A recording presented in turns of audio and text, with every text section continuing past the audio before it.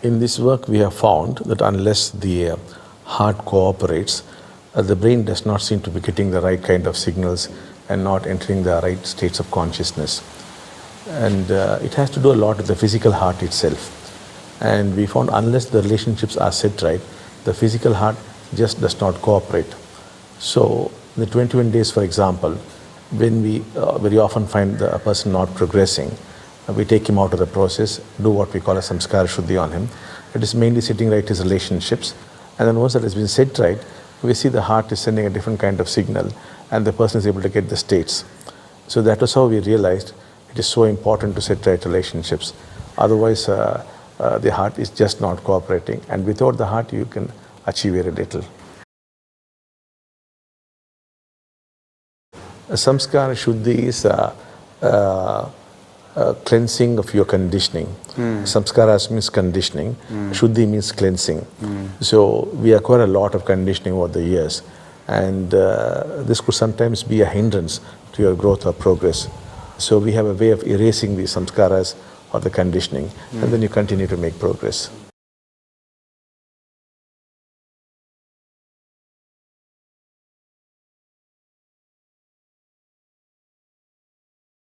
The Deeksha can be given, and strangely the person discovers love and relationship, and the sense of separateness is gone. There's a freedom from the past, and he doesn't get hurt any longer, and he begins to enjoy that relationship.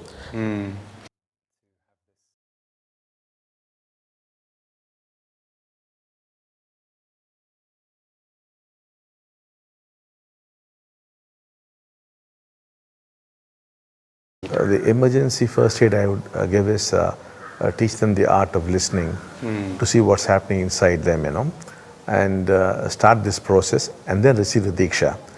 Then Deeksha takes you to the very end of the story that is being revealed to you all the time. And once you have listened to the story, the relationship is automatically set right. Because very often you have not listened to the story which is playing with your relationship. And if you give it a hearing to the very end, then the story stops and the relationship naturally falls into order.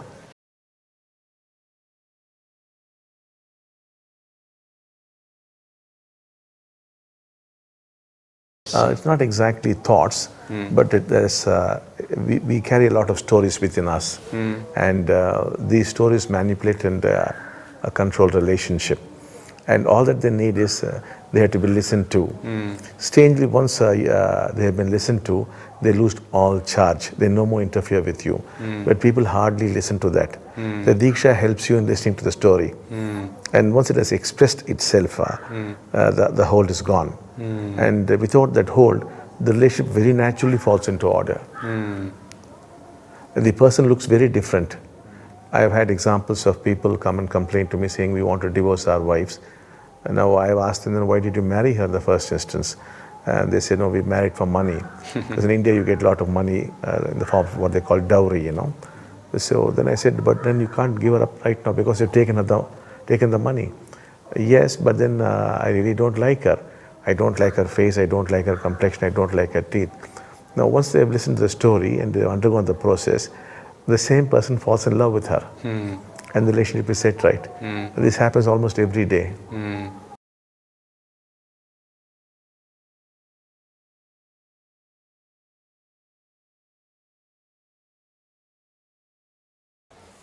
Well, we could develop these skills and they would certainly be very helpful. But the Deeksha acts in a very special way. What the Deeksha does is, instead of trying to help you to understand the other, it helps you to experience the other. The moment you start experiencing the other, it does not matter who the other is. Because anything when experienced is nothing but joy. So a quarrel could actually become a source of joy. Anger could become a source of joy. So the entire thing gets converted. Now through no technique is this possible. Deeksha alone is capable of doing that. And the other thing is the Deeksha can often swing between bird's eye view and a worm's eye view. It's like using the Google to see the planet and then zooming down. So these views keep alternating. You see that the world is in conflict, there's so much suffering and pain as a third party, as a witness, and suddenly you zoom down to your own relationship with your wife. Then again you go back to the global point of view. When this repeats 3 or 4 times, you become completely detached and you begin to enjoy that same relationship without bringing about any change in that relationship.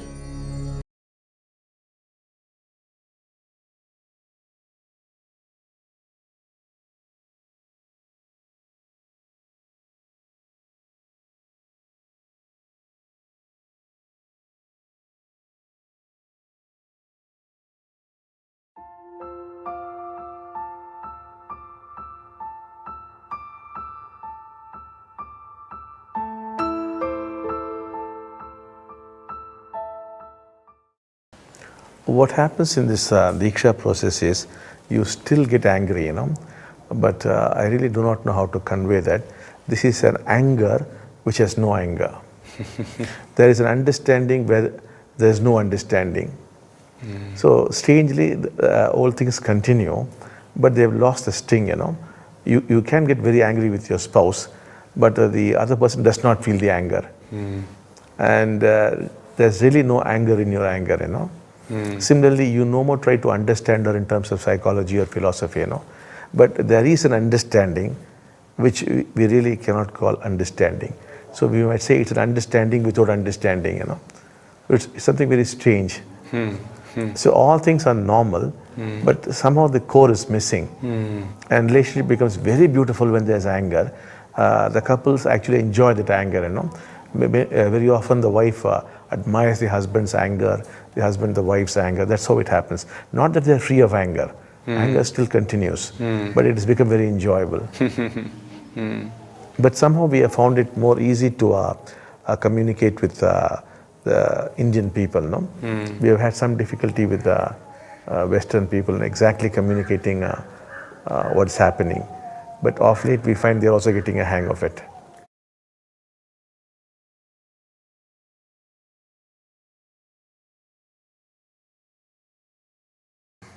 Because we are not trying to change the behavior, Suppose you have a nagging wife, we say, let her continue to nag you. There's no problem with it. That in fact is the beauty about her. And if you are a husband who's a stickler to discipline and who keeps laying down rules and regulations, continue to be with that. Because that's what is most suitable to you. But the other person learns to enjoy that. So we do not aim to effect any changes in the behavioral patterns, but only changes with regard to the way you experience it. That's what the Deeksha aims at.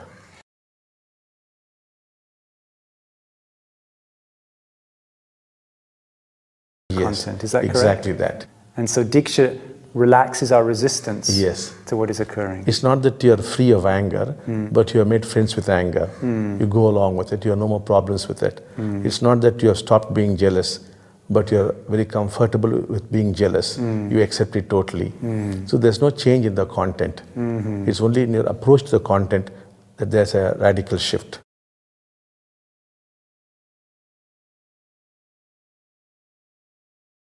Yeah, that doesn't happen. Once you made friends with your anger or your jealousy and you express it, it does not hurt the other at all. I see. The other is quite contented with relating to it. He's in fact happy with it. Maybe because it has no more charge behind it. There's no charge behind it. Yes.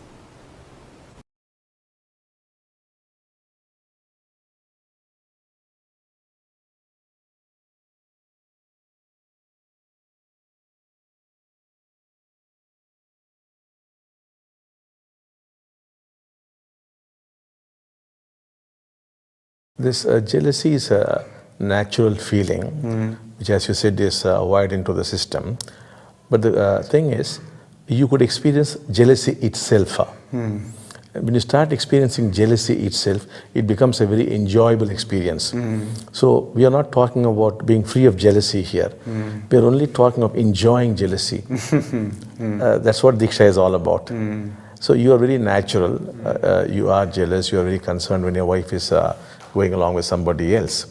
But strangely, even that can be enjoyed.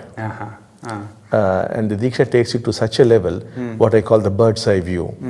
When you take the worm's eye view, jealousy causes pain. But when you take the bird's eye view, the same jealousy gives you joy.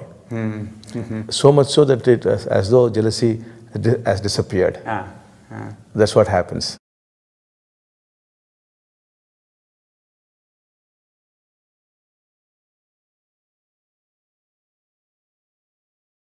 What actually happens is, like you could have in your drawing room $1 million painting of a woman in grief. Now you enjoy that painting because you are not that woman in grief, and it costs $1 million to buy that painting, and you hang it in your living room. Something similar is happening here. When I talk of bird's eye view, you are moving out of the situation and looking at it as though you're a third person. When that happens, your own jealousy, your own grief is like the painting, which you start admiring. And this is what we call witnessing, and or the bird's eye view. In this stage, anything that happens just gives you joy. There's no place for suffering there. On the other hand, if you get involved, even a joy situation can bring about pain. So this is all about getting out of the situation and looking at it.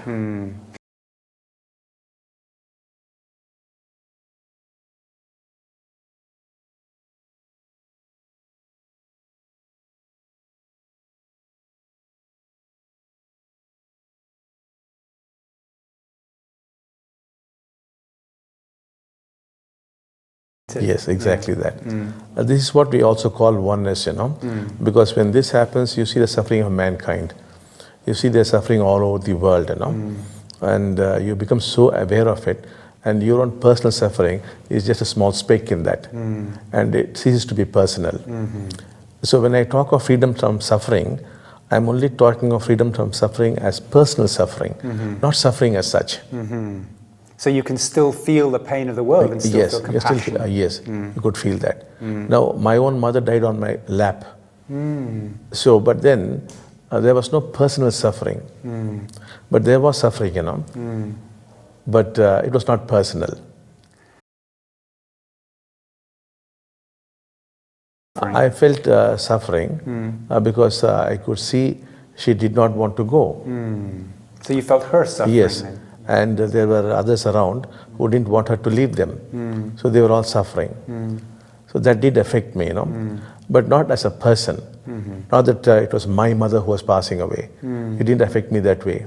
But of course, I helped her out, and then she finally passed away very joyfully. So it's a question of shifting your stance from being involved to being a witness. How old were you when your mother died, Bhagwan? That must have been 5 years ago. I must have been 52, I think. Oh, I didn't ask you. Now you've told me how old you are now. I didn't know. I'm 57 now. You're kind of timeless as well. That's how I feel you. So when your mother died, for you there was no grasping or grieving? No, it wasn't there. Because it was not my mother, That kind of stand was not there, I see a beautiful being who has helped me so much passing away, and I know where she's going also. So in a sense, I am happy. But I see the others in tremendous grief. That is affecting me again.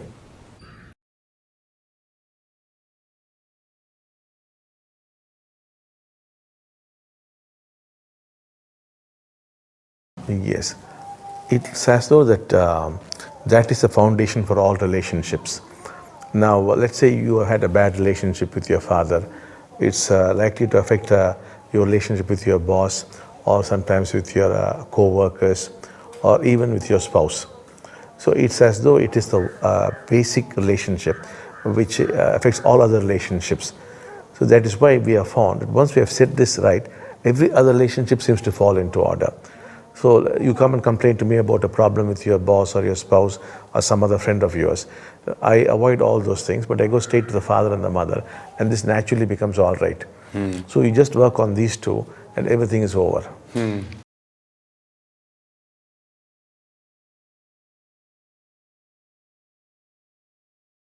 Yes, in effect what we have found is, if the relationship with the father is not so good, it generally manifests as financial problems. And great difficulties with the material world. And with the mother, you seem to encounter needless problems, things get delayed, and relationships break down. So it manifests very differently. That's why we focus both on the mother and the father.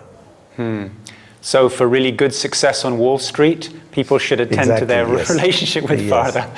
When Indian businessmen come to us and say, our businesses are not doing well, we basically look at the father's relationship for the financials to turn around. And if the business is not progressing well, we look at the relationship with the mother. And 3 or 4 months later, the picture has changed. So we have probably thousands of examples to show it's really working, even for big companies. Yeah. But what about if your mother or father is already dead? Then what can you do? It doesn't matter at all. You still start relating to the dead parent. So it's not important the person should be alive or dead. You just get those memories back and you work on that. So you can clear the relationship within yourself, within actually. yourself, yes. I see. But in India, of course, we do make them meet their dead parents also. It's more like meeting them physically. But we have not done that with the Westerners so far. But with the Indians, we have done that. Because in India, they believe in past lives and rebirth, and that you have other lokas where you can meet them, So they're very comfortable with meeting their dead parents. We have no clear idea how a Westerner would feel talking to his dead parents.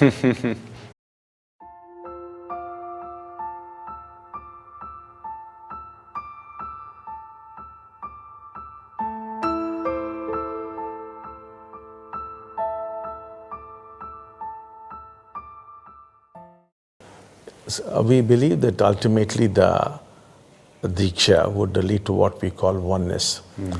That is, you would lose the sense of separation, and that people would feel like as though they all belong to the same family. So we believe the world would become one global family. We see that as the ultimate happening.